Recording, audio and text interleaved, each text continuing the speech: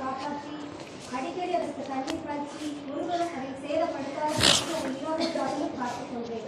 ஆமென். எங்கள் அன்பின் ஆண்டவரே கோடி ஸ்தோத்திரப்பா. மகிமையின் பிதாவே, எங்கள் இயேசு கிறிஸ்து நாமத்தில் பரிசுத்தமான உதவியோடு இப்படி பாதடிக்கிற இம்மட்டும் எங்களை நடத்தி ஒரு நல்லாண்டு நன்றி செலுத்துகிறோம். இப்போதும் தேவ வார்த்தையை நாங்கள் தியானிக்கிற இந்த வேளையில் ஆவியானவர் எங்களுக்கு உதவி செய்யும். ஆண்டவரே, காத்துக்கொள்வேன் என்று சொல்லி திருவுளம் பற்றியிருக்கிற ஆண்டவர் எந்தெந்த காரியம் சொல்லி நாங்கள் ஒவ்வொன்றாய் ஆராய்ச்சி பண்ணி பார்த்து வருகிறோம். இந்த நாள் கூட நீ எங்களோட பேசும் இடைப்படும். அன்பின் ஆண்டவரே, வருஷத்தின் கடைசியில் இருக்க நாங்கள் இந்த வருஷத்தை நீ நன்மையில் முடிச்சுட்டி ஆசிர்வதித்து தருகிறதுக்காக ஸ்தோத்திரம் செலுத்தி இந்த வார்த்தையில் இருக்க மறைவுகளை பெற்றுக்கொள்ள, கற்றுக்கொள்ள, சுதந்திரிக்க, அதை அனுகூலமாய் நாங்கள் பெற்றுக்கொள்ள எங்கள் நடத்தும்.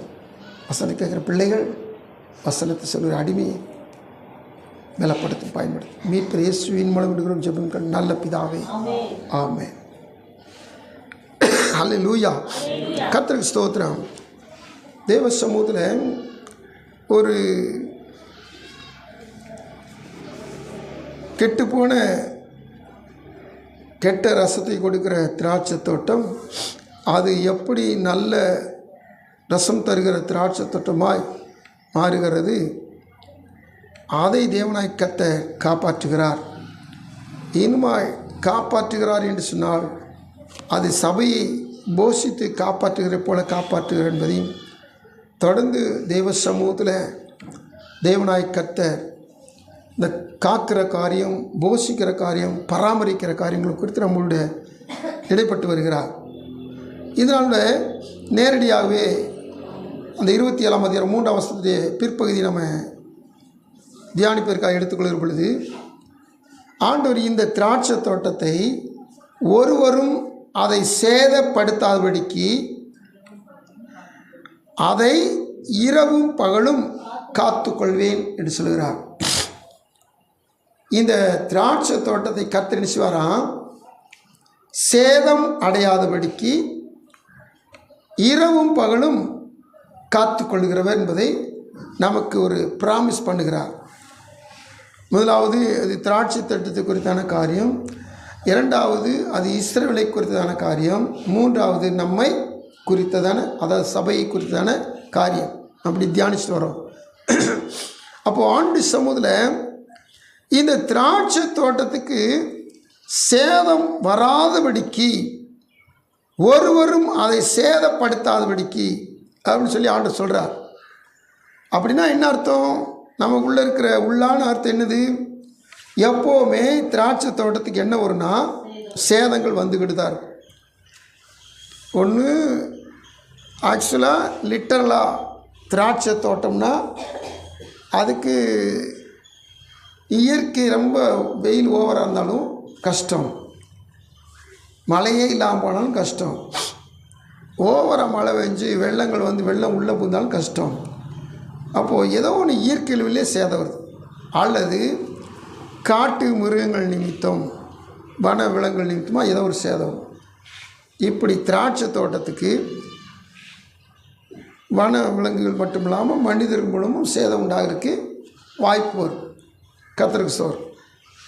இப்போது அதுக்கடுத்து இஸ்ரவேலரை கர்த்தர் சொல்லும்போது ஒருவரும் உங்களை சேதப்படுத்தாதபடிக்கு அப்படின்னு இஸ்ரவேலை பார்த்து சொல்கிறார். அதுக்கடுத்து சபையை பார்த்து இந்த நாளில் கர்த்தர் சொல்கிறாரு, ஒருவனும் சபையை சேதப்படுத்தாதபடிக்கு அதை இரவும் பகலும் காத்துக்கொள்ளும். ஏன்னா மத்திய 16ஆம் அதிகாரத்தில் நம்ம எல்லாருக்கும் நல்லா தெரியும், அதை நம்ம அடிக்கடி அறிக்கை செய்கிற ஒரு வசனம். என்ன வசனம்? மத்திய 16 இந்த கல்லின் மேல் என் சபையை கட்டுவேன், பாதாளத்தின் வாசல்கள் அதை மேற்கொள்வது இல்லை. அப்போது திராட்சை தோட்டம்னாலும் சரி, இஸ்ரவேல் ஜனங்களாலும் சரி, சபைனாலும் சரி, கர்த்தர் தான் பாதுகாவலர். ஹல்லேலூயா. அப்போ கர்த்தர் பாதுகாக்கிறார், நம்ம தைரியமாக இருந்துடலாம். ஆமென். கர்த்தர் பாதுகாக்கிறான், நம்ம என்ன எப்படி இருக்கலாம்? தைரியமாக இருந்துடலாம். ஆனால் இங்கே ஆண்டவர் சொல்கிறாரு, தைரியமாக இருக்கிறீங்க ரைட்டு, ஆனால் உங்களுக்கு ஒரு ப்ராமிஸ் பண்ணுறேன். என்ன ப்ராமிஸ்னா, ஒருவரும் உங்களை சேதப்படுத்தாதபடிக்கு அப்படின்றார். அப்போ இதுக்குள்ளே இருக்க உள்ளான அர்த்தம் என்னன்னா, சேதம் வரும், ஆனால் சேதப்படுத்த முடியாது. சேதத்துக்கு இசைவாயிட்டோம்னா, சேதம் வர்றதுக்கு விட்டு கொடுத்துட்டோம்னா கண்டிப்பாக சேதம் வரும். ஸ்தோத்திரம். இப்போது திராட்சை தோட்டத்துக்கு இயற்கை அல்லது வனவிலங்குகள் அல்லது மனுஷர்கள் மூலம் சேதம். இஸ்ரவேலருக்கு சுற்றி இருக்கிற அம்மோனியர், மோவாபியர், அங்கிட்டு இருக்கிற சீரியர், கானானியர் இவங்க மூலம் வரும். எங்கேருந்தெல்லாம் இனிமேல் என்ன சொன்னால் இஸ்ரவேலருக்கு வரப்போகுது. ரஷ்யாவில் இருந்தாலும் என்ன செய்ய போகிறாங்க, கிழக்கு இந்திய தேசத்துலேருந்து கூட இஸ்ரேலுக்கு வரமா எழுப்ப போகிறாங்க. அது கடைசி காலம். கேட்டிங்களா? அப்போது இதுக்கு ஒரு சேதம் இஸ்ரேலருக்கு. அதுக்கடுத்து சபைக்கு அப்படின்னு சொல்கிறாரு, சேதம் வராதபடிக்கு, ஒருவரும் அதை சேதப்படுத்தாதபடிக்கு. ஹல்லேலூயா. இப்படி சொல்லிக்கிட்டே வர ஆண்டவர். அப்போ சேதம் சேதம் சேதம்ன்றாரு. என்ன அர்த்தத்தில் சொல்லி வர்றாருன்னு கேட்டிங்கன்னா, ஒருத்தர் இருக்கிறான், அவன் சேதப்பட்டவன், அவன் சேதப்பட்டு போனவன்.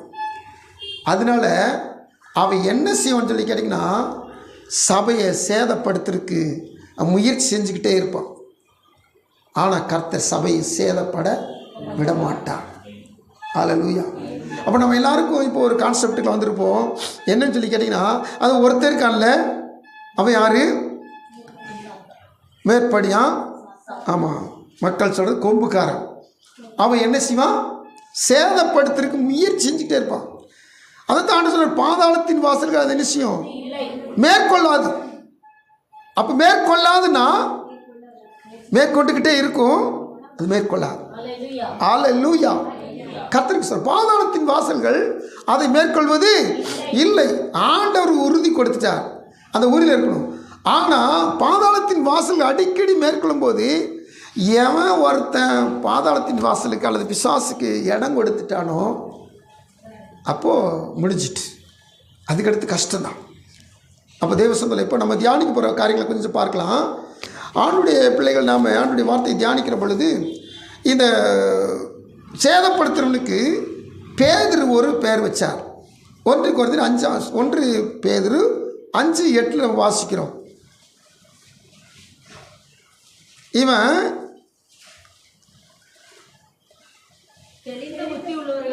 இருங்கள், விழித்திருங்கள், உங்கள் எதிராளி பிசாசானவன் இந்த பிசாசுக்கு, இந்த எதிராளிக்கு பேர் வச்சிருக்கிறாரு, கட்சிக்கிற சிங்கம் போல். இந்த ஏஎஸ் ஆங்கில வார்த்தை சிங்கம் போல தான், ஆனால் சிங்கம் கிடையாது. ஹல்லேலூயா. அடுத்து இவன் சுற்றி திரிகிறவன். போட்டுக்க வசனம். இவன் சுற்றிக்கிட்டே இருக்கிறான். எதுக்காக? யாரு கிடைச்சா சாப்பிட்றலாம், யாரு கிடைச்சா தின்றலாம், இப்படி என்ன செய்யலாம், சுற்றிக்கிட்டே இருக்கிறான். அப்போது எங்கே ஏமாற இருக்கிறானோ அங்கே ஏமாற்றிட்டு போயிடுவான். ஹல்லேலூயா. தேவசோதர் காத்திருக்க தேவ பிள்ளைகள், ஆண்டு சொல்லிட்டாரு, ஒருவரும் அதை சேதப்படுத்தாது பிடிக்கின்றார். இப்போ இந்த வாக்கு இருக்கிற பொழுது, அப்போ சேதப்படுத்துகிற ஒருத்தன் நினைச்சான், பக்கத்திலேயே நிற்கிறான், தூரத்தில் இல்லை. அவன் நினைச்சான், சுற்றிக்கிட்டே இருக்கிறான். யோபுட்ட போய் ஆண்டவர் யோபு புஸ்தகத்தில் தேவபுத்திரர்கள் கூடுகிற பொழுது விசுவாசம் வந்து கூண்டானா. அப்போது ஆண்டு கேட்குறாரு, எங்கேருந்து வர, எங்கேருந்து வரேன்னு சொல்லி கேட்டால் அவன் பதில் சொல்கிறான், பூமி எங்கும் உலாவி. அப்போ என்ன அர்த்தம்? எவன்டா இளிச்சவாக இருப்பான் அவனை தட்டி விடலாம். ஏன் இவன் இந்த வேலையை செஞ்சுக்கிட்டே இருக்கான்? கொஞ்சம் யோசித்து பாருங்க. எவனை விழுங்கலான்னு ஏன் சுற்றிக்கிட்டே இருக்கிறான்? நல்லா கவனிக்கணும். இவனை கர்த்தர் அக்கினிமயமான கற்களின் நடுவிலே உலாவுறன வைத்திருந்தார். ஹல்லேலூயா. இவனை சூழ்ந்திருந்த அனைத்தும் பயங்கரமான ரத்தின கற்கள் இவனை சூழ்ந்திருந்தது, இவனை மூடி இருந்தது. அவ்வளவு பிரகாசமாக இருந்தான். ஆனால் இவனுக்குள்ள இருந்த பெருமை என்ற பாவத்து நிமித்தமாக இவன் தாழ தள்ளப்பட்டு போனான். ஹல்லேலூயா. அப்போ இவனுக்கு என்ன ஆயிடுச்சு? இப்போ வார்த்தையை தியானிக்கிறபடி என்னாச்சு, சேதப்பட்டு போனான், இவனுக்கு நஷ்டப்பட்டு போனான். இவன் சேதம் அடைஞ்சதுனால இப்போ ஒரு மனுக்குலத்தை உருவாக்கி மனுக்குலத்தை மகிமைக்குள்ளே கொண்டு வந்து சேர்க்கிறக்காண்டி இவனுடைய ஸ்தானத்தில் கொண்டு வந்து நிறுத்துறதுக்காண்டி கர்த்தர் மகிமையை மனுக்குலத்திற்கு கொடுக்காண்டி ஆயத்தப்படுத்தி கொண்டிருக்கிறார். இப்போது இந்த மனுக்குலத்தை சேதப்படுத்தி விட்டால் இந்த மனுக்குலம் என்ன செய்ய முடியாது, இவன் ஸ்தானத்தில் போய் அமர முடியாது. அல்லேலூயா. ஏன்னா நீங்கள் வேதத்தில் வாஸ்து பார்த்தீங்கன்னா லேவியராம் புத்தகத்தில் எந்த ஒரு பலியும் எப்படி இருக்கு தெரியுமா, பழுதற்றதாக இருக்கும். சொல்லுங்க, அந்த பலி செலுத்துறது கண் ஊனம், காது ஊனம், அல்லது கால் ஊனம், அப்படி அல்லது ஒரு கை நீண்டு அல்லது ஒரு கால் நீண்டு அப்படி ஏதாவது ஒன்று அவயவங்களில் குறைவுள்ளதாக பலி செலுத்த கூடாது. பழுதற்றதாக இருக்கணும். அந்த பழுதற்றதாக இருந்துச்சுன்னா தேவனுக்கு பலி செலுத்தணும். இப்போ தேவன் நம்மை அவருக்கென்று தெரிந்து கொண்டார். இப்படி தெரிந்து கொள்கிற பொழுது நம்மில் எப்படி இருக்கணும், ஒரு பழுதும் இல்லாத இருக்கணும். அல்லேலூயா. அப்போது நம்மளை அவன் சேதப்படுத்தி பாவி ஆக்கிட்டான்னா அல்லது குற்றப்படுத்திட்டான்னா நம்ம எங்கே போய் நிற்க முடியாது, தேவ சமுத்திரம் போய் நிற்க முடியாது. அதனால அவனை போலவே மாற்றுறதுக்கு அல்லது அவனாகவே உருவாக்குறதுக்கு நம்மளை ஏதாவது வழியில் பாவத்தை செய்ய வச்சு சேதப்படுத்துறதுக்கு இவன் என்ன சொன்னால் வகை தேடி சுற்றி திரிகிறான். ஹல்லேலூயா. அது வரைக்கும் எத்தனை பேர் வழங்கியிருக்குது? ஹல்லேலூயா. அப்போ தேவ சமுத்திரத்துக்கு தேவ பிள்ளைகள் நாம் என்ன சொன்னால் பேதுரு சொல்றாரு, தெளிந்த புத்தி உள்ளவர்களாயிருங்கள். தெளிவு வேணும். ஆங்கில பதத்தில் பார்த்தீங்கன்னா அது வேற ஒரு அர்த்தத்தில் போகணும். பி சோபர்னு போட்டிருக்கோம். அதாவது இந்த சோபர்ன்ற வார்த்தை குடிக்காமல் இருக்கிறவங்க எப்படி இருப்பாங்க, தெளிவுள்ளவங்களாக இருப்பாங்க. அந்த பதத்தில் சொல்லப்பட்டிருக்கு. அப்போ குடித்தவங்க எப்படி இருப்பாங்க, சிறுமூளை பாதிக்கப்பட்டிருப்பாங்க, கலங்கி போயிருப்பாங்க. அப்போது ஒரு மனுஷன் தெளிந்த புத்தியுள்ளவனாக இருக்குன்னு சொல்லி வேதம் பேதுருவில சொல்லுங்கன்னா அந்த இடத்துல பி சோபர், அதுக்கடுத்து பி விஜிலண்ட். எப்படி இருக்குமா, ரெண்டாவது வார்த்தை என்ன போட்டிருக்குது, விழித்திருங்கள். அதுக்கடுத்து ஏனெனில் உங்கள் எதிராளியாகிய பிசாசானவன் கர்ச்சிக்கிற சிங்கம் போல எவனை விழுங்கலாமோ என்று. இப்போ சேதப்படுத்துறதுக்கு ஒருத்தன் என்ன செய்யறானா, வகை தேடி சுற்றித்தான். அவனுக்கு பெரிய கூட்டம் இருக்குது. ஏன்னா அவனை கூட்டத்தில் தான் தள்ளிவிட்டார். இப்போது இவன் என்ன செய்யறான், நம்மளை சேதப்படுத்திட்டா இவங்க பரலோகம் போய் சேர முடியாது, நம்ம இடத்துல போய் இருக்க முடியாது. அதனால் எப்படியாவது நம்ம சேதப்படுத்திருப்பாங்க. அப்போ சேதப்படுத்தப்பட்டவன் இப்போ நம்ம சேதப்படுத்த பார்க்குறான். அதனால தான் வசனம் சொல்லுது, ஆண்டவர் சொல்கிறாரு ஒருவரும். அப்போ இந்த இடத்துல ஒருன்றது இங்கே மனுஷியத்தை சொல்லப்படுகிறது, அங்கே ஆவி குறிச்சோ பிசாசை குறித்து சொல்லப்படலை. அப்போ என்ன அர்த்தம், மனுஷியம்னு என்ன அர்த்தம், இந்த பிசாசானவன் அநேக ஆவிகளை தூண்டி விட்டு அந்த அநேக ஆவிகள் மனுஷர்களுக்கு போய் ஒருத்தன் நல்லா இருக்கிறான், நல்லா இருக்கிறவனை அவனை என்ன செய்வானா, வியாபாரத்தில் உத்தியோகத்தில் குடும்பத்தில் சந்தோஷமாக இருக்கிறான். திடீர்னு பார்த்தீங்கன்னா குடும்பத்தில் நோய் வந்துடும், ஆட்டி படைச்சி பெரிய விளைவின வந்து போராட்டம் வந்துடும். என்ன காரணம் கேள்விப்பட்டிருக்கீங்களா? நம்ம காய்த்தார் பார்த்தீங்களா, காய்த்தாரில் ஒரு குடும்பம் போய் சென்னையில் நல்ல கடை வச்சு ஓஹோன்றது இருக்கிறாங்க. அப்போது கடைக்காரங்க நல்ல ஓஹோன்னு வந்து ஆர்சிக்காரங்க நல்லா உயர்ந்து ரொம்ப கடைகள் வைக்க ஆரம்பிச்சிட்டாங்க. இவங்க பார்த்துக்கிட்டே இந்த கடை ஓனர் பார்த்துக்கிட்டே இருந்துட்டு என்ன செஞ்சாங்கன்னா, கடை எங்களுக்கு வேணும் அப்படின்னாங்க. அப்போது என்னங்க நல்ல ஓடுற நேரத்தில் இப்படி சரிங்க அப்படி கேட்டாக்குது, இல்லை கொடுத்தே ஆகணும்னா. இவங்க சரி தர்றோம் அப்படின்ட்டு கொஞ்சம் லேட் பண்ணிக்கிட்டே இருந்தாங்க. உடனே என்ன செஞ்சுருக்காங்கன்னு தெரியல, என்ன செஞ்சான்னு தெரியல. இங்கேருந்து போன ஓனர் குடும்பத்துக்கு பயங்கரமான பலவீனம், எந்த டாக்டரை போய் பார்த்தாலும் ஒன்றுமே செய்ய முடியல. எத்தனையோ லட்சங்கள் செலவழிச்சுக்கிட்டு இருக்குது, ஒன்றுமே மீள முடியல. நஷ்டப்பட்டு கஷ்டப்பட்டு ஒன்றுக்கும்னா போயிட்டாங்க. அப்போ தான் ஆண்டுடைய அவங்க ஆர்சிக்காரங்க, அவங்களுக்கு ஏசுனார் பிடிக்காது, மரியாதை பிடிக்கும். அப்போ தான் ஏசுனார் குறித்து கேள்விப்பட்டு, ஏசுனார் பயங்கரமான அற்புதம் செய்கிறவர் விடுதலை செய்கிறோம் சொல்லி கேள்விப்பட்டு அவங்க ஏசுனார் பிடிச்சிட்டு அவங்க தேவ சமூகத்தில் தங்களை ஒப்பு கொடுத்து ஆண்டுக்கு ஊழி செய்கிற அளவுக்கு ஊழியக்காராயிட்டாங்க. நீங்கள் ஒரு அம்மா தான், அந்த அம்மா பேர் நல்ல பேர், பெராக்கா தீர்க்கதர்ஷன ஊழியம்னு சொல்லி அவங்க வச்சுருக்கிறாங்க. தேவ சமூகத்தில் நல்ல ஒரு பெரிய ஊழியக்காரங்களாக இருக்கிறாங்க. இப்போ அவங்க கர்த்தருக்குள்ளே வந்ததுக்கு காரணம் அது பிசாசு தான். அவங்க குடும்பத்தை சேதப்படுத்தினதுனால மீளுக்கு வேறு வழியே கிடையாதுன்றதுனால அவங்க என்ன சொன்னால் ஆண்டவர் இயேசுவை பிடிச்சிக்கிட்டாங்க, சபைக்குள்ள வந்துட்டாங்க. இப்போது சபையை நடத்துகிறவங்க கர்த்தரவங்கள வச்சிருக்கிறாங்க. நல்லா கவனிச்சு பாருங்க. அப்போது ஏதாவது வழியில் நல்லா இருக்கவங்கள சேதப்படுத்துறது பிசாசு. ஒருவருடைய வார்த்தை சொல்லிக்கிறதுக்கு வந்து பார்த்தோம். இந்த ஒருவர்னா ஏதோ ஒரு மனுஷனை தூண்டி பிசாசு என்ன செய்யணும்னா பொறாமையினால், வஞ்சகத்தினால அல்லது கேடுபாதகம் செய்கிற ஒரு ஏவுதல்னால இருந்துச்சுன்னா கேடுபாதகம் செஞ்சு விட்டுறான். இப்படி போயிடும். அப்போது கர்த்தர் சொல்கிறார் இன்னைக்கு தேவ சமூகத்தில், அதாவது சத்தியத்தை கை கொண்டு வருகிற நீதியுள்ள ஜாதி. அதான் 26:2 வாஸ்தவம்.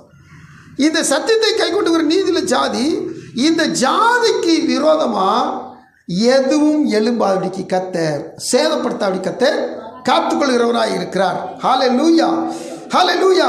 அப்போ தேவ சமூகத்தில் ஆண்டைய பிள்ளைகள் நம்ம கவனமாக இருக்கணும், ஜாக்கிரதையாக இருக்கணும். ஏன்னு சொல்லி கேட்டிங்கன்னா, சேதப்படுத்தப்பட்டவன் இன்னைக்கு நம்ம சேதப்படுத்துறதுக்கு முயற்சி செய்து கொண்டே இருக்கிறான். அதனால தான் பேர் நல்லா சொல்லிட்டாரு, இந்த விழுங்க பார்க்குறவன் உங்களை விழுங்கிறாவிடிக்கு நீங்கள் என்ன செய்யுங்க, ஜாக்கிரதையாக வசனத்தில், தேவனுடைய சமூகத்தில், சத்தியத்தில் எப்போவுமே நிலச்சி நிற்கணும். ஹல்லேலூயா. இந்த கிதியோனை பற்றி நம்ம எல்லாருக்கும் நல்லா தெரியும். கிதியோன் எப்படிப்பட்டவனீங்கன்னா, தேவன் ஒரு காரியம் சொல்கிறாரு. அப்போது ஆரம்பத்தில் இவரால் முடியலன்னு சொல்கிறார். ஆனவனை கர்த்தரவனை சிற தைரியப்படுத்தி யுத்தத்துக்கு போ, மீதியானிரை நீ முறியடிச்சிருவேன்னு சொல்கிறாரு. சரின்ட்டு போயிட்டார், யுத்தத்துக்கு போயிட்டார். யுத்தத்தில் என்ன செஞ்சார்னா ரொம்ப காரியங்கள், அடையாளங்களை கேட்குறார், அற்புதங்களை கேட்குறாரு, எல்லாம் செஞ்சுட்டு கடைசியில் யுத்தத்தில் ஜெயிச்சிட்டார். ஜெயிச்சுட்டு வர்றார். வந்ததுமே 40 வருஷம் ஆளுகை செய்கிறார். இந்த 40 வருஷம் ஆளுகையில் கிதியோனை பார்த்து இஸ்ரவேல் ஜனங்கள் சொல்கிறாங்க, நீயும் உன் குமாரனும் உன் குமாரனுடைய குமாரனும் எங்களை ஆளணும். 8ஆம் அதிகாரம் 22ஆம் வசனத்தை வாசிங்க. இஸ்ரவேல் மனுஷர் கிதியோனை நோக்கி, நீர் எங்களை மீதியானின் கைக்கு நீங்களாக்கி விட்டபடியினால் நீரும் உம்முடைய குமாரனும் உம்முடைய குமாரனின் குமாரனும் எங்களை ஆளக்கடவீர்கள் என்றார். எங்களை ஆளக்கடவீர்கள். நல்லா சொல்கிறாங்க. இந்த மனுஷன்ட்ட இருந்த ஒரு நற்புத்தியை பாருங்க. ஒரு நாள் சாமுவேல் போய் ஆண்டவர்கிட்ட கம்ப்ளைண்ட் பண்ணுறார். சாமுவேல் தீர்க்கதரிசி என்ன கம்ப்ளைண்ட் தெரியுமா? இந்த ஜனங்களுக்கு ராஜா வேணுமா ஆண்டவரை.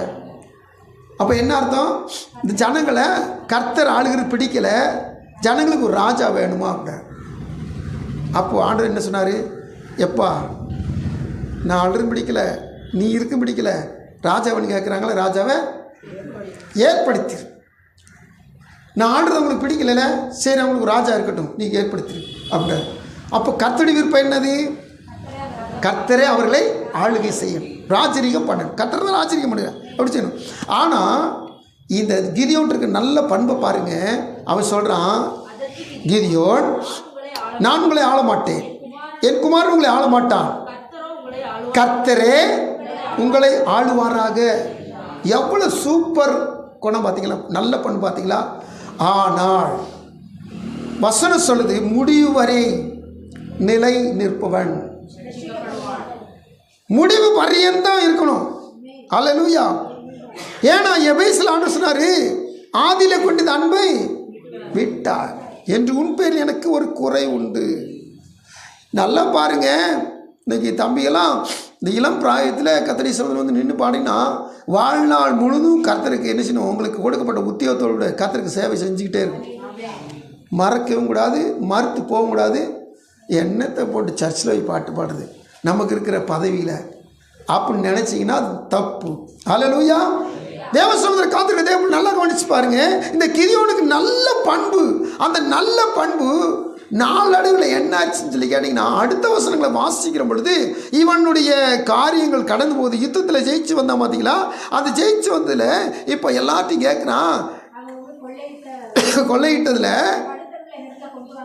அந்த கடுக்கண்ணா கம்மலா அது பூரா என்கிட்ட கொண்டு வாங்குறான். சரி, நம்ம தலைவன் கேட்டாரே, நீ எல்லாரும் கொண்டு வந்துட்டாங்க. அதை வச்சு அவன் என்ன செய்யறான், ஒரு ஏபோத்தை செய்கிறான். ஏபோத்தை குறித்து நீங்கள் எல்லாம் வேதத்தில் வாசிப்பீங்க. அதாவது ஒரு ஆசாரிய வஸ்திரம் இருக்குது பார்த்தீங்களா, அந்த ஆசாரிய வஸ்திரத்துக்கு மேலே போட்டுக்கிற ஒரு மேலங்கி அல்லது பிரதான ஆசிரியர் மாத்திரம் போடுற விசேஷித்த அங்கி. அந்த அங்கியில் தான் ஊரின் தும்மியும் இருக்கும், மார்பதக்கம் இருக்கும், எல்லாம் இருக்கும். அல்லேலூயா. நம்ம எல்லோரும் படிச்சிருக்கிறோம். அந்த அதில் ஒரு பை மாதிரி இருக்கும் போல், அதில் தான் ஊரின் தும்மியும் 2 கல் இருக்கும்.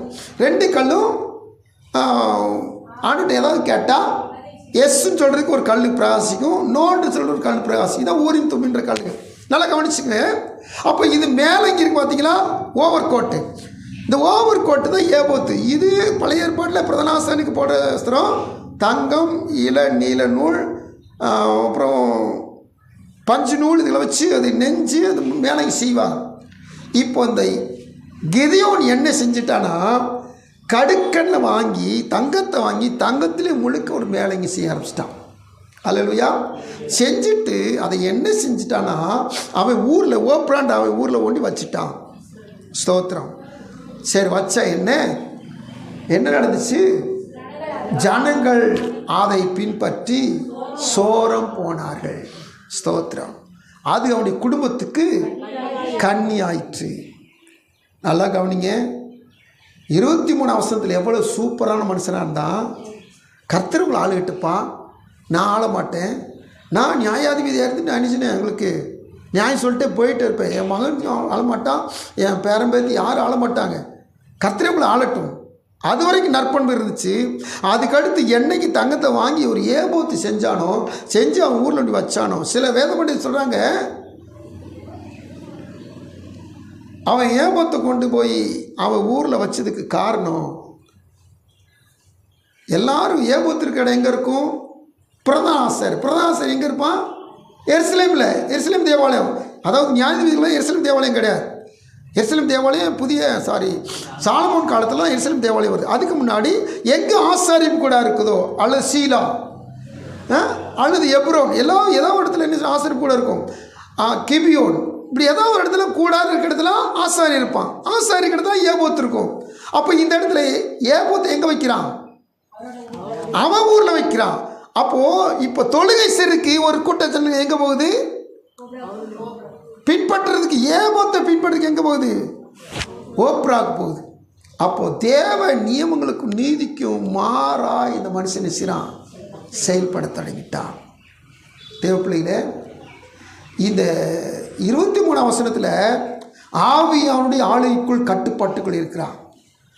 23 வசனத்துக்கு அடுத்து அவன் என்ன செஞ்சிட்டான்? விழுங்க பார்க்குறான் பார்த்தீங்களா, சேதப்படுத்துகிறான் பார்த்தீங்களா, அவனுடைய ஆளுக்குள்ள வந்துட்டான். எத்தனை பேருக்கு வசனங்கள் புரியுது? ஹல்லேலூயா. நான் நேற்று வரைக்கும் நல்லா ஊழி செஞ்சுட்டு இன்னைக்கு இருந்து தடுமாறிட்டு நான் போச்சு. சாக்கிறது 2025 வரைக்கும் இருந்துச்சு, 2024 ஒரு மாதிரியே போயிட்டான், போச்சு. தேவசூர் காத்துக்கு தேவ பிள்ளையில அதுக்கு தான் பேசுனார், விழித்திருங்கள், எப்பவும் ஜாக்கிரதையா இருக்கு. ஹல்லேலூயா. யார் எப்போ எந்த நிமிஷத்தில் தட்டி விடுவான்னு சரி தெரியாது. அவ்வளவு சூப்பர் மனுஷன் கிதியோன். அந்த மனுஷனையும் பெணிச்சிட்டேன்னா விழுந்து போயிட்டார். ஆண்டுடைய பிள்ளைகளே, இது அநேகருடைய வாழ்வை நம்ம பார்க்குறோம். இங்கே தாவீது வாழ்நாளும் சரி, வேறு எந்த நபருடைய வாழ்நாளும் இப்படி தான் நடந்துச்சு. சரி, திரும்பமாக நம்ம காரியத்துக்கு வருவோம். இப்போ சேதப்படுத்துகிறவன் அருமையான ஊழியக்காரி சொன்னது போல் யோபுடைய வாழ்விலும் சேதப்படுத்தினான். ஆனால் யோபுடைய வாழ்வு எப்படி சேதப்படுத்தினான்னா, வித் பெர்மிஷன். சொல்லுங்க, உத்தரவு பெற்றுக்கொண்டு, அனுமதி பெற்றுக்கொண்டு சோதிச்சான். இப்போ ஆண்டவர் அனுமதி கொடுத்ததுனால, அவர் அனுமதி கொடுத்ததுனால பாருங்க, எவ்வளவு சேதம் இருந்தாலும் சரி யோபு பின்னாடி போகவே இல்லை. 10 போச்சு, சொத்து போச்சு, சுகம் போச்சு. ஒன்லி ஒன் மனைவி மட்டும் இருக்குது, அதுவும் பேச்சில் ஏச்சு. கவனிக்கிறீங்களா? ஆனாலும் அவன் சொன்னான், கர்த்தருக்கு ஸ்தோத்திரம், கர்த்தருக்கு ஸ்தோத்திரம், கர்த்தருக்கு ஸ்தோத்திரம். அல்லேலூயா. அவன் என்ன அவனை சீண்டி பார்த்தாலும், தூண்டி விட்டாலும், கொக்கி போட்டு இழுத்தாலும் அவனை சரிக்க பிசாசால முடியலை. அல்லேலூயா. தேவசன காத்திருக்க தேவ பிள்ளையில, அதனால தாங்க அவனுக்கு 2 மடங்கு கிடைச்சிச்சு. அல்லேலூயா. அதனால தாங்க அவனுக்கு உயிர் போகிற நிலைமையில் இருந்தவனுக்கு திரும்ப உயிர் பிச்சை கொடுத்த மாதிரி ஆண்டு உயிர் கொடுத்து திரும்பவும் 10 பிள்ளையும் கொடுத்தார். ஆமென். ஆண்டவருக்கு ஸ்தோத்திரம். அப்போ தேவசன காத்திருக்க தேவ பிள்ளைகள், வசனம் சொல்லுது, நாம் விழுங்க பார்க்குறான் பார்த்தீங்களா, அவனை விழுங்க விடாவிடிக்கு நாம் தெளிந்த புத்தியும் ஜாக்கிரதையும் உள்ளவர்களாக, எச்சரிப்பு உள்ளவர்களாக, விழிப்புள்ளவர்களாக காணப்பட வேண்டும். அதுக்கு தான் கத்து சொல்றார், ஒருவரும் சேதப்படுத்தாவிடிக்கு நான் காத்துக்கொள்ளுன்னா, அவர் காக்கவல்லவர், காத்துக்கொண்டு தான் இருக்கிறார். ஆனால் சேதப்படுத்துகிறான் பார்த்தீங்களா, சேதப்படுத்துகிறவன் நான் என்ன செய்யக்கூடாது, செவி சாய்க்க கூடாது. சேதப்படுத்துகிறவன் எப்படியாவது நீ நஷ்டப்படுத்தி நான் பழுதாக்கி போனேன்னா, பழுதுல காலை ஒன்றும் தேவனுக்கு பிரியமாக இருக்காது. அதனால் என்னை பழுதாக்கி போகிறதுக்காண்டி அவன் முயற்சி பண்ணிக்கிட்டே இருக்கிறான். நான் ஒன்றிலும் நான் குறைவில்லாமல் என் தேவனுக்கு முன்னதாக நான் நிறைவுள்ளவனாய் காணப்படும். ஹல்லேலூயா.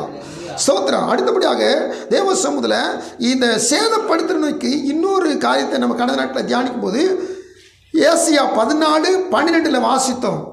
அவன் ஜாதிகளை ஈனப்படுத்துகிறவன், ஜனங்களை ஈனப்படுத்துகிறவன். இந்த ஈனப்படுத்துதல் அப்படின்னா என்ன அர்த்தம்? ஆங்கிலத்தில் பார்த்தீங்கன்னா வீக்குன்னு போட்டிருக்கும். ஜனங்களை WEAK, வீக்குன்னு என்ன அர்த்தம்? ஆமாம், வலு விளக்க செய்தல், வலு விளக்குறது. அப்போது தேவ சமூகத்தில் பலனை குறைக்கிறது, பலன் இல்லாமல் ஆக்கிறது. அப்போது ஜாதிகளை ஈனப்படுத்தினவன். நல்லா திரும்பி நான் சொல்கிறேன் கேட்டுங்க. அதாவது உங்கள் எதிராளி எப்படிப்பட்டவனு தெரிஞ்சுக்கணும். அவனை தெரிஞ்சுட்டு அவனை ஃபாலோ பண்ணுறீங்கள, அவன் தந்திரத்தை நீங்கள் தெரியாமல் இருக்கக்கூடாது, தெரிஞ்சுட்டு தந்திரத்துக்கு தப்பி வாழணும். அல்லேலூயா. ஸ்தோத்திரம். நீங்கள் பள்ளம் இருக்குன்னு சொன்னால் பள்ளத்துக்குள்ளே விழுகிறதுக்குள்ள பள்ளத்தை தாண்டணும், அல்லது இந்த பள்ளத்தில் சுற்றி போய் பார்க்கணும். அல்லேலூயா.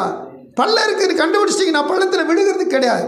ஒன்று தாண்ட முடிஞ்சா தாண்டுங்க, இல்லாட்டி நினைச்சிங்க நேரானால் பரவாயில்ல சுற்றி போயிருங்க. பள்ளத்துக்குள்ள நினைச்சிடக்கூடாது, விழுந்துடக்கூடாது. இப்போ எதிராளியை தெரிஞ்சுக்கணும். அவன் சேதப்படுத்துகிறவன், அடுத்து அவன் ஈனப்படுத்துகிறவன். ஏங்க இவன் நம்மளை ஈனப்படுத்தணும்? ஜாதிகளை ஜனங்களை ஏன் அவன் ஈனப்படுத்திக்கிட்டு இருக்கிறான் அப்படின்னா, வசனம் சொல்லுது,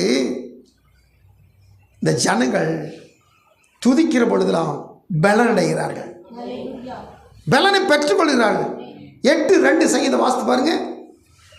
8ஆம் சங்கீதம் 2ஆம் வசனம். சீக்கிரம். பகைஞனையும் பழிகாரனையும் ஒன்று அடக்கிறதுக்கு, 2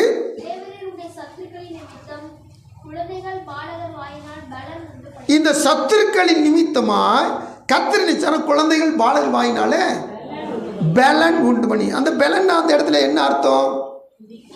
புதிய ஏற்பாட்டில் ஆண்டவர் பவனி வர்றாரு. அப்போது இந்த குழந்தைகள் பாலகர் என்ன செய்கிறாங்க? கர்த்தரை தாவீதின் குமாரனுக்கு ஓசனா என்ன செஞ்சாங்க? துதிச்சாங்க, மகிமைப்படுத்தினாங்க. இந்த மகிமைப்படுத்துறது துதிய சங்கீதம் 8:2 என்ன போட்டிருக்கு?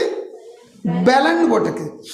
அப்போது இந்த ஜனங்களுக்குள்ள பலவீனப்படுத்தும்படியாக இவன் என்ன செஞ்சிருந்தான்? வேதம் சொல்றாங்க, இவன் துதியும் கொடுத்து தலைவனாக இருந்தான். அப்போ ஜனங்கள் துதிச்சிட்டாங்கன்னா, ஜனங்கள் துதி செய்ய தொடங்கிட்டாங்கன்னா, ஜனங்கள் துதிக்கலாம் இருந்தாங்கன்னா இவன் ஸ்தானத்தில் போய் ஃபில் ஆயிடுவாங்க. அப்போ இந்த ஜனங்களை துதிக்க விடக்கூடாதபடிக்கு, ஸ்தோத்திரம் செய்ய விடக்கூடாதபடிக்கு, இந்த ஜனங்களை செபிக்க விடக்கூடாதபடிக்கு என்ன செய்யறான்? ஈனப்படுத்துகிறான். துதி என்பது ஒரு பலன். ஆமென். நல்லா கவனிச்சிங்க. இது ஒரு நீங்கள் ஒரு தியானத்தில் தியானிக்கிற வசனம்னு சொல்லி நினைக்காம இதை உங்கள் லைஃபுக்கு எடுத்துங்க. என்ன சொல்கிறேன்? இந்த பாஸ்ட் எப்போ பார்த்தாலும் சோத்திரம் பண்ணுங்கன்றாங்களே, இது சும்மா சோத்திரம் பண்ணலைங்க, உங்களை பரலோகத்துக்கு கொண்டு போகிறதுக்கு இந்த துதி தாங்க உங்களை இழுத்து செல்லும். ஹல்லேலூயா. நான் சின்ன பிள்ளைகளுக்கு சண்டே கிளாஸில் சொல்லி கொடுக்குறத எப்போவுமே சொல்லி கொடுத்துரு. எந்தெந்த கிராமத்துக்கு போன அந்த கிராமத்தில் சொல்கிறத சொல்லி கொடுத்துட்டு, ஒரு ஜபம்னா அது பரலோகத்துக்கு செல்லும். அந்த ஜபத்தை இழுத்து செல்வதற்கு அநேக ட்ரக்ஸ், இந்த கேரேஜ் இருக்குது பார்த்தீங்களா, ட்ரெயினில் கேரேஜ் பெட்டிகள் இருக்குது பார்த்தீங்களா, அந்த பெட்டிகளுக்கு அநேக பெட்டிகளுக்கு முன்னாடி ஒரு பவர் பெட்டி இருக்கும், அதான் என்ஜின் சொல்லுவாங்க. அது ஒன்று டீசல் பெட்ரோலாக நிரப்பப்பட்டிருக்கணும், அல்லது எலக்ட்ரிசிட்டியால் அது இணைக்கப்பட்டிருக்கணும். கரண்ட் பெட்டியாக இருக்கணும், இல்லாட்டி என்ன செய்யணும், டீசல் பெட்டியாக இருக்கணும். இந்த என்ஜின் இருக்கணும். என்ஜின் தான் அத்தனை பெட்டி என்ன செய்யும், இழுத்துட்டு போகும். நீங்கள் எத்தனை ஜபங்களை ஜபிச்சுக்கிட்டே இருந்தாலும் அத்தனையும் கொண்டு பரலோகத்தில் சேர்க்கறதுக்கு ஒரு என்ஜின் வேண்டும். அந்த என்ஜின் தாங்க துதி. ஹல்லேலூயா. அந்த என்ஜின் இல்லாட்டா இந்த அனைத்து பெட்டிகளும் இருந்த இடத்துல தான் இருக்கும். நாம் விடிய விடிய விடிய விடிய ஜெபம் பண்ணிட்டு ஒரு புண்ணியம் கிடையாது. நீங்கள் நல்லா சோத்திரம் பண்ணிட்டு ஜெபம் பண்ணுங்க. இந்த ஜெபமெல்லாம் அந்த ஸ்தோத்திரத்துக்கு பின்னாடி பரலோகத்தில் எட்டு. ஹல்லேலூயா. அப்போது இந்த தம்பிகள்னாலும் சரி, தங்கைகள்னாலும் சரி, நம்ம சபையார் யாருனாலும் சரி, ஸ்தோத்திர மண்டலில் ஒரு நாள் என்ன செய்யக்கூடாது சொல்லுங்க. ஸ்தோத்திர மண்டலில் குறை வைக்கக்கூடாது. நாம் ஸ்தோத்திரன்றதுல நம்ம நினைக்கிறோம் ஏதோ ஒரு இது வடமொழி சொல்லுன்னு சொல்லி. உண்மையிலே வடமொழி சொல்லுதான். சரி, தமிழில் நன்றி சொல்லுங்கள், அடுத்து மைமுண்டாதான்னு சொல்லுங்கள், ஸ்தோத்திரம் சொல்லுங்கள். இப்படி சொல்ல சொல்ல சொல்ல பலன் உண்டு பண்ணுகிறார். இந்த பலன் பரலோகத்துக்கு வரைக்கும் இழுத்து செல்லும். ஹல்லேலூயா. ஆனால் அவன் என்ன செய்கிறான், இப்போ நல்லா கண்டுபிடிக்கணும், நாம் எந்த ரவுண்டுக்குள்ளே இருக்குன்னு கண்டுபிடிக்கணும். ஆனால் அவன் என்ன செய்கிறான், பாய் இருக்க மூடிக்கோ, பாஸ்ட் பைய சொல்லிக்கிட்டே இருக்கான். நீ எதுக்கு ஸ்தோத்திரம் பண்ணணும், ஸ்தோத்திரம் பண்ணனா என்ன புண்ணியம், நீ பாய் மூடிக்கோ, உதட்ட திறக்காத, நாவை அசைக்காத. யாருங்க, ஜனங்களை ஈனப்படுத்துறவன். அவன் சொல்ல கேட்டாச்சுன்னா சபையை துதிக்க மாட்டாங்க, சபையை வாய் திறக்க மாட்டாங்க. இது ஒரு வகை. அடுத்து நல்லா அயர்ந்த கண் மூடுதலை கொண்டு வந்துடுவான் ஈனப்படுத்துறவன். இந்த கண் முடியாதுன்னு வாய் தன்னை போல முடிக்கிறோம்.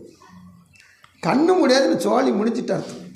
அங்கே எல்லா அவயவங்களுமே என்ன செய்யும், செயல் இழந்து போயிடும்.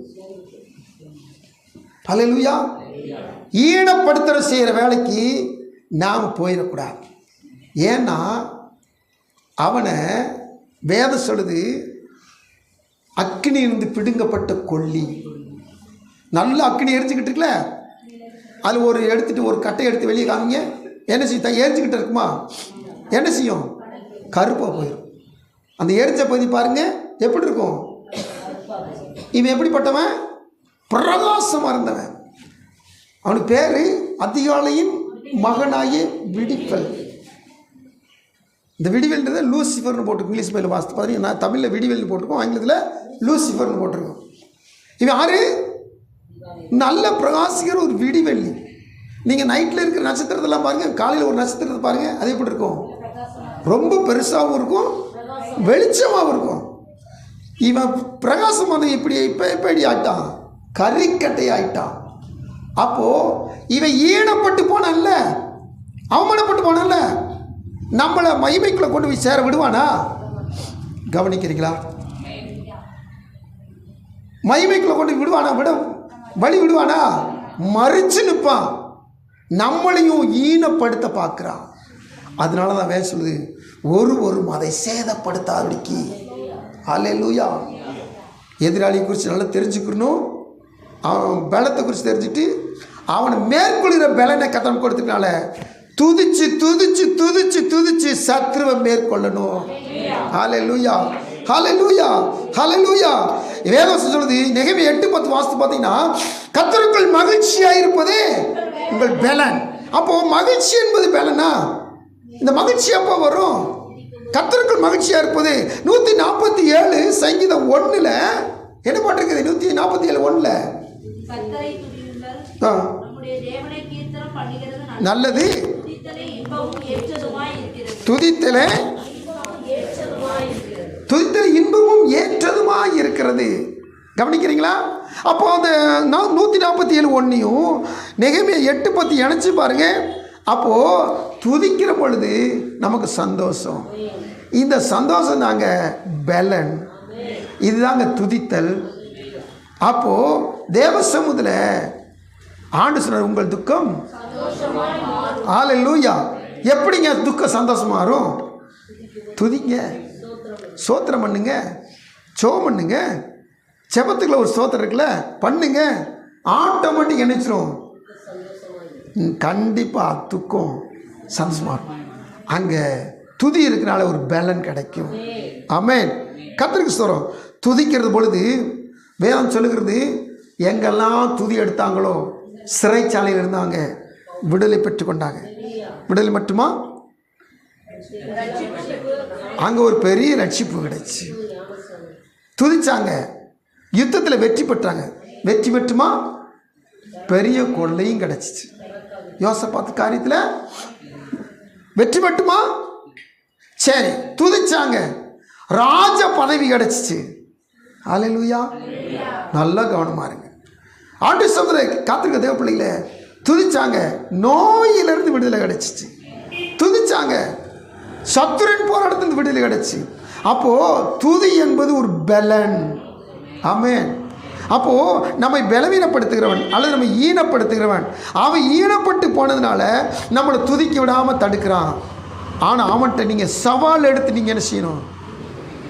ஜெப மணி நம்ம என்ன செய்யணும்? துதிக்கணும். நம்ம என்ன செய்யணும்?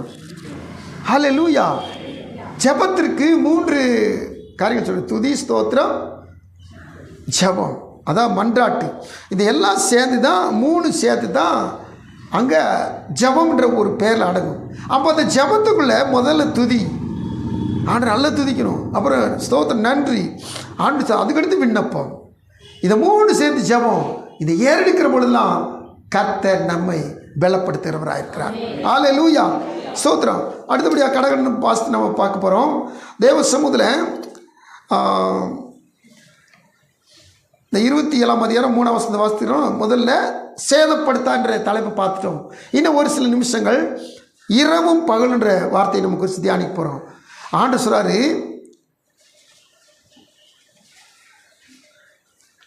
91ஆம் சங்கீதத்தில் 5, 6, 101ஆம் சங்கீதத்தில் 6, இந்த 2 வசனத்தை வாசித்து பாருங்களேன்.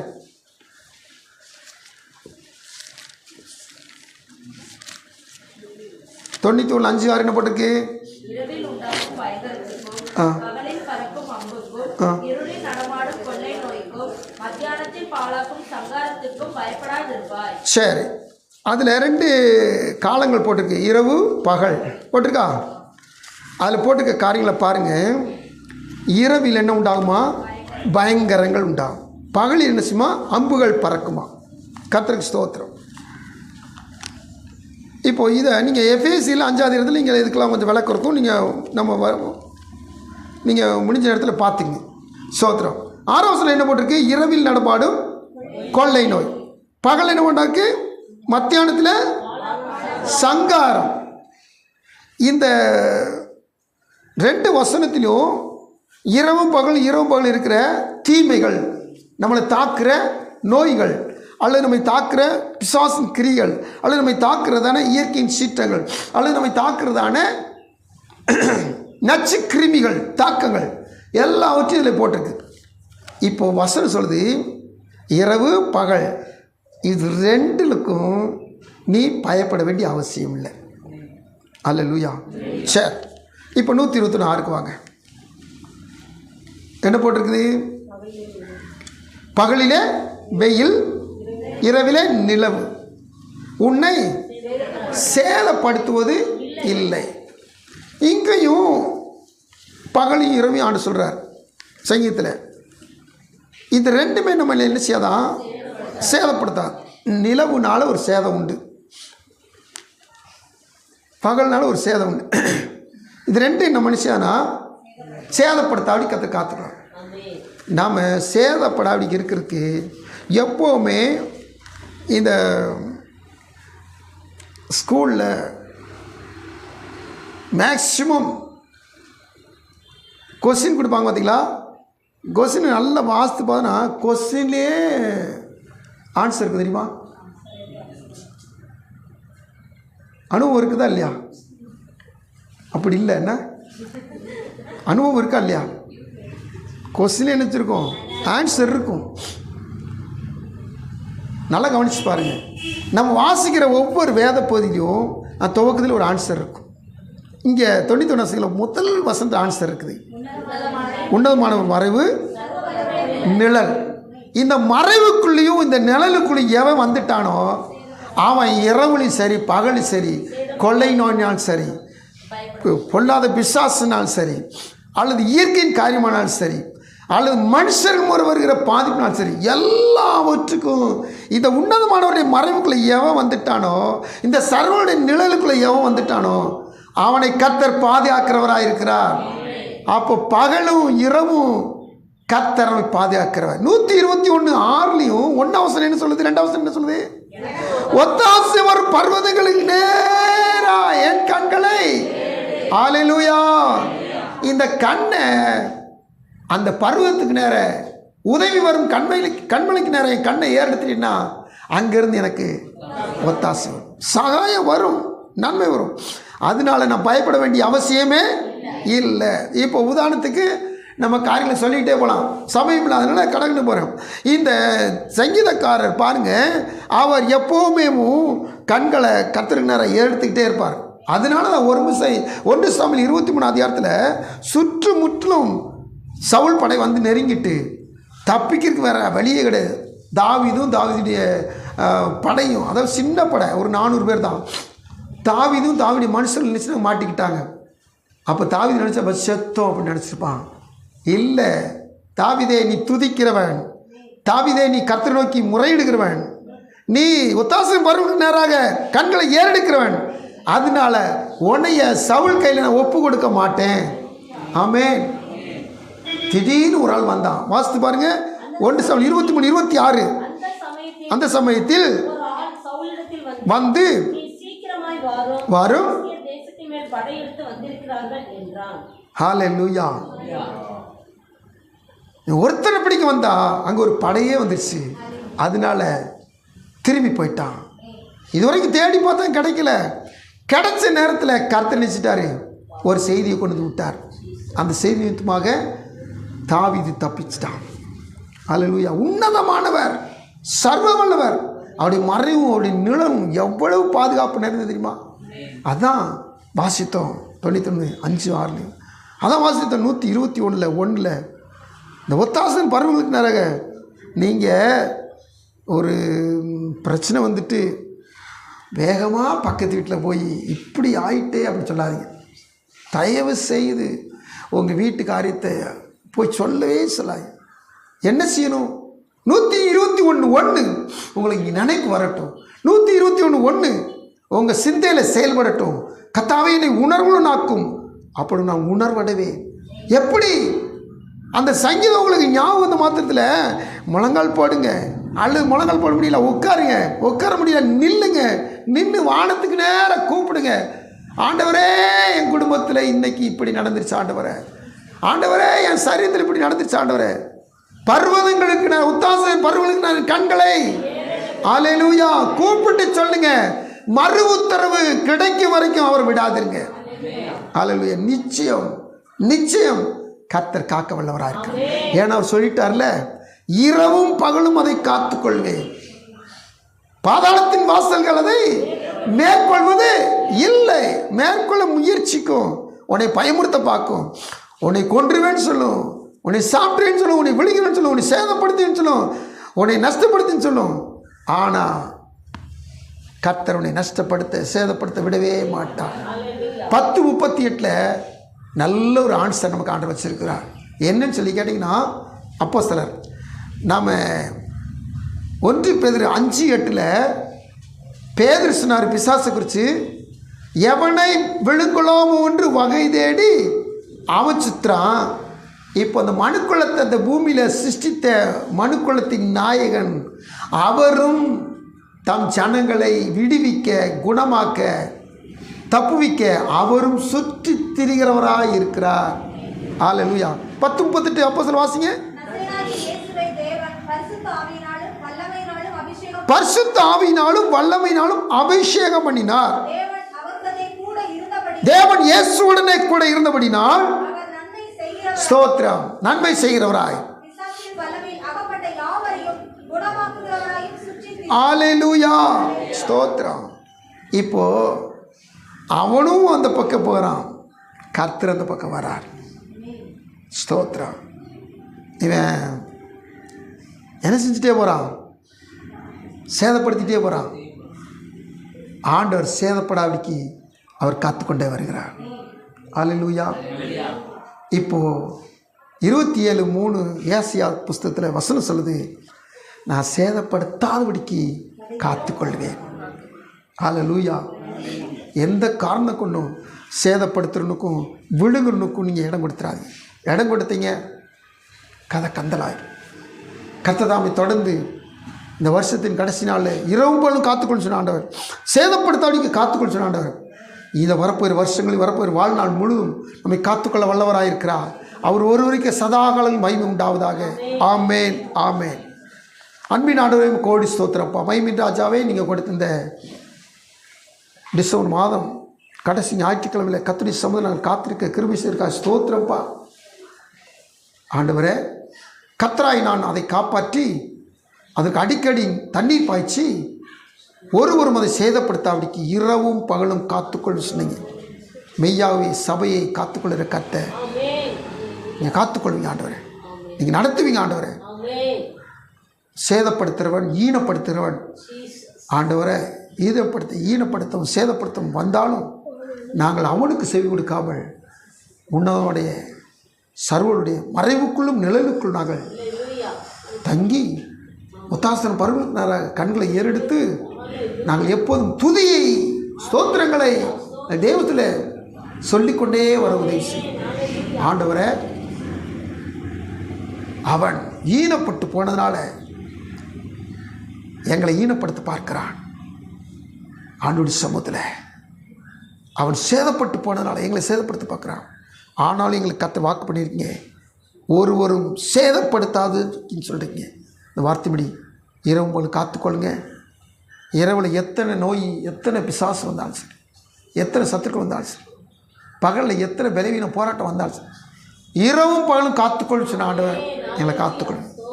ஒவ்வொரு சந்தோஷமானத்தை நிரப்பி அனுப்புங்க. வார்த்தை எப்பொழுதும் எங்களிலே கிரியை செய்யட்டும். மீட்பர் இயேசு கிறிஸ்துவின் ஜெபம் கேளும் நல்ல பிதாவே.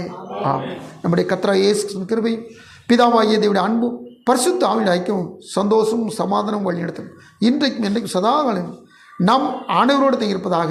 ஆமென்.